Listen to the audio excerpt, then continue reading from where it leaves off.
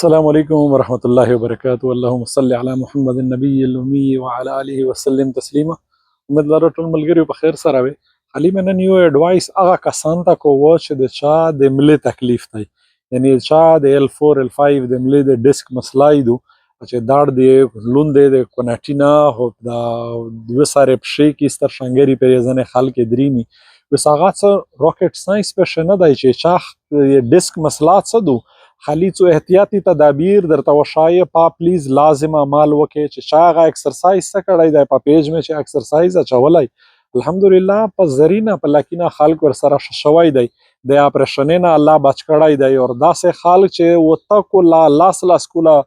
دغه د تا د ملي تکلیف و د چګاولې نوي د الله په فضل سره امیره څه کمال پښه نشته دی مې شو خالي یو کوشش کوي چې چاته څه معلومات ویر کی پا معلومات شي بیا خالته الله شفا څنګه اچوي دا محض دی الله تعالی هغه خپل قدرت دی اور یہ تو سے هغه مینا محبت دی چې شای تو سے شیر کاوي د نور خلق سره خلق ته راسي هغه ته فائدہ راسي اوس چې چاته هم د ملي تکلیف دی هغه ایکسرسایز کړای دی اور یہ ملي تکلیف الحمدلله شوای دی غټه غلطی څه کوي چې څنګه تکغه شي د ملي تکلیف دغه په مخه ایکسرسایز باندې دا انتهایی غلطه غادو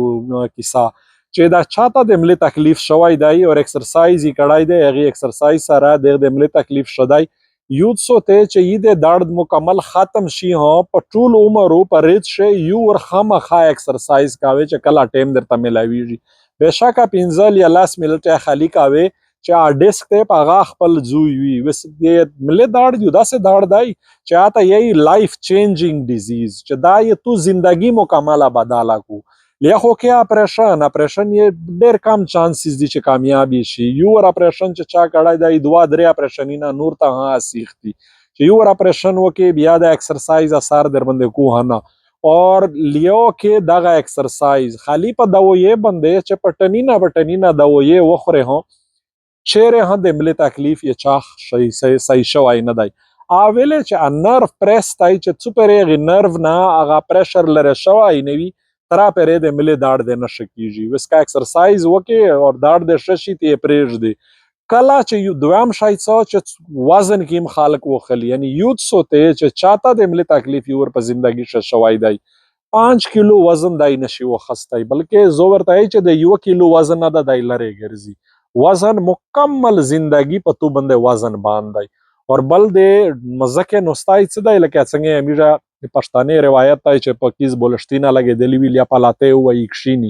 د ملي د پورا انتهایی نقصان دی دغه چیرو ها چې چاته د ملي تکلیف تا یو خو په مزکه نقشنه چې پلاته وای یا بولشتو تا څنګه لگاوي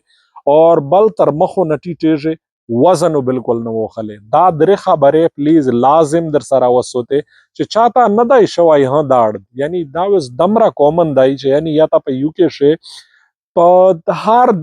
درام سلورام کاس یہ بیک پین په مسله شه مبتلا دی اویلې چې لایف سټایل یې میجا داسې دی خاص کر هغه خال چې کیم وزنی کور کوي یا خو انتهایی په خطرناک حالات شدي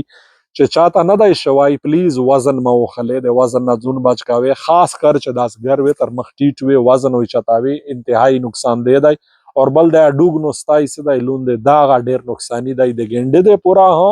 د ملي د پورا ها پلیز دا شیر کې نور خلک سره ایکسرسایز لینک دا ویډیو شزه ته چاو چې چاته نوی میلاوي میجا خلک اکثر ویډیو لینک یې چې بیا ولا ژغاله په پیج موجود ادو ډیر دوا کوله شي چې ویډیو مې په جوړه کړی دوه په زرینه خالته فائدہ را سوال یو او شه یوت سوته السلام علیکم ورحمت الله وبرکاته